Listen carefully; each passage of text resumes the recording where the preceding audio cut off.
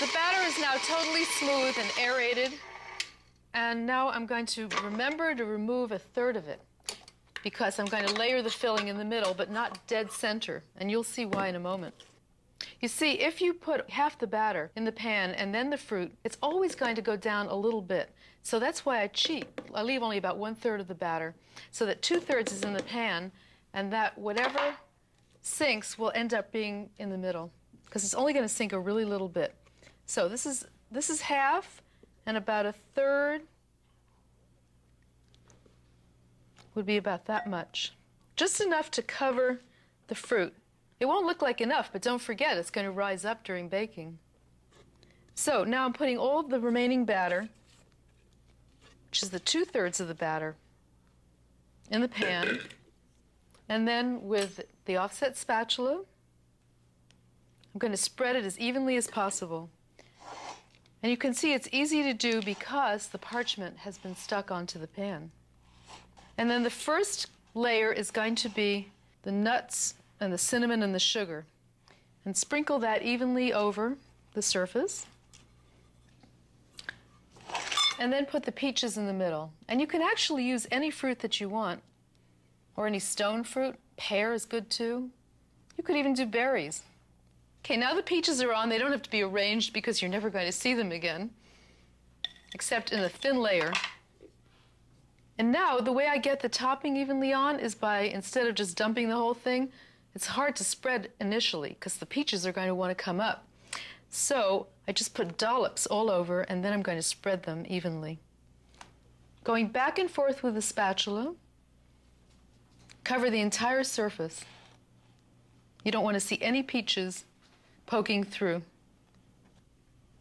And now they're all smoothly covered, and it's time to put on the crumb topping. Now what's going to keep this topping from sinking in is you have to be sure that it bakes at a high enough temperature, because if your oven is set low, what's going to happen is that the batter doesn't set quickly enough, so it doesn't support the crumb topping, and the crumb topping starts sinking as the batter is rising. But the important thing is you don't also want to burn the streusel. The trick to preventing that is after you see, or if you start smelling that it's brown, that should be after 30, maximum 45 minutes. Lay a piece of aluminum foil loosely over the top and continue baking. That totally protects the streusel and keeps it up there looking beautiful. I'm now going to put it into the oven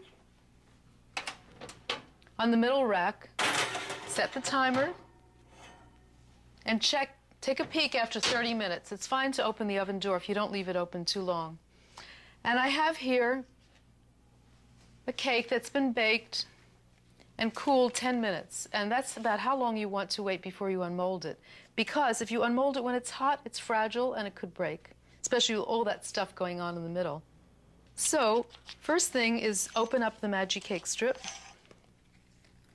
And just to be 100% sure, always go around the sides.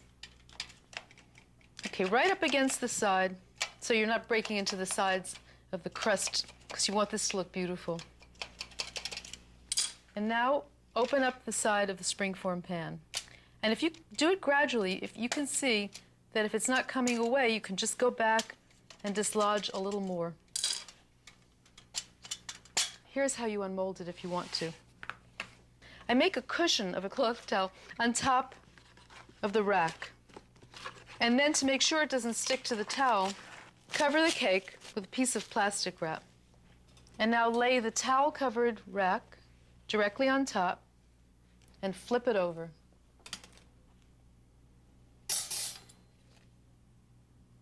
And you see how easily the springform lifts off the bottom, and the parchment just peels back very easily as well. And don't leave it in this position too long because it could start sticking. Have a plate, serving plate chosen before you even start this process, and hold it. I'm not letting it set down on it. I'm holding it lightly above it and then just flipping it over.